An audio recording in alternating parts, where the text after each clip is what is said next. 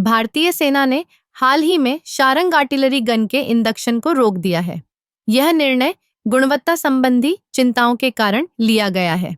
Sharang gun, जो कि एक स्वदेशी प्रणाली है, को भारतीय सेना की आधुनिकता के लिए एक महत्वपूर्ण कदम माना जा रहा था। लेकिन अब इस पर उठते सवालों ने सेना की योजनाओं को प्रभावित किया है। शारंग गन का विकास, जो कि एक 155 मिमी की क्षमता रखती है, पिछले कुछ वर्षों से चल रहा है। यह गन भारतीय सेना की फायर पावर को बढ़ाने के लिए डिजाइन की गई थी, लेकिन अब गुणवत्ता की समस्याएं सामने आई हैं। सेना ने पाया है कि कुछ गनों में तकनीकी खामियां हैं, जो कि उनकी विश्वसनीयता को प्रभावित कर सकती हैं। यह एक गंभीर मुद्दा है, क्योंकि युद्ध के समय में हर एक उपकरण की विश्वसनीयता अत्यंत महत्वपूर्ण होती है। इस निर्णय ने भारतीय सेना की आधुनिकता की योजनाओं को भी प्रभावित किया है। शारंग गन के इंडक्शन में देरी का मतलब है कि सेना को अपनी अन्य आधुनिक प्रणालियों के साथ तालमेल बैठाने में कठिनाई होगी।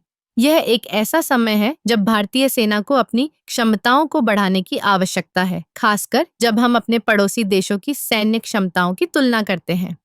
इस स्थिति ने भारतीय रक्षा उद्योग को भी चुनौती दी है।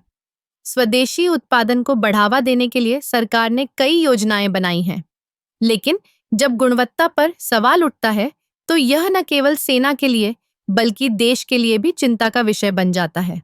हमें यह सुनिश्चित करना होगा कि हमारे पास उच्च गुणवत्ता वाले उपकरण हों, ताकि हमारी सेना हर परिस्थिति में तैयार रहे। हालांकि यह भी ध्यान देने योग्य है कि इस निर्णय के पीछे सेना की गंभीरता और जिम्मेदारी का प्रमाण है। सेना ने यह सुनिश्चित किया है कि केवल उच्चतम मानकों को पूरा करने वाले उपकरण ही उनके पास आएं।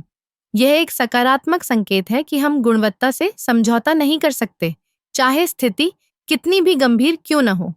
आगे बढ़ते हुए हमें उम्मीद है कि भारतीय रक्षा अनुसंधान और विकास संगठन DRDO और अन्य संबंधित एजेंसियां इन समस्याओं का समाधान जल्दी से करेंगी।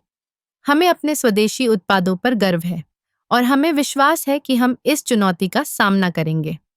भारतीय सेना की ताकत और उसकी आधुनिकता के लिए यह एक महत्वपूर्ण मोड़ है।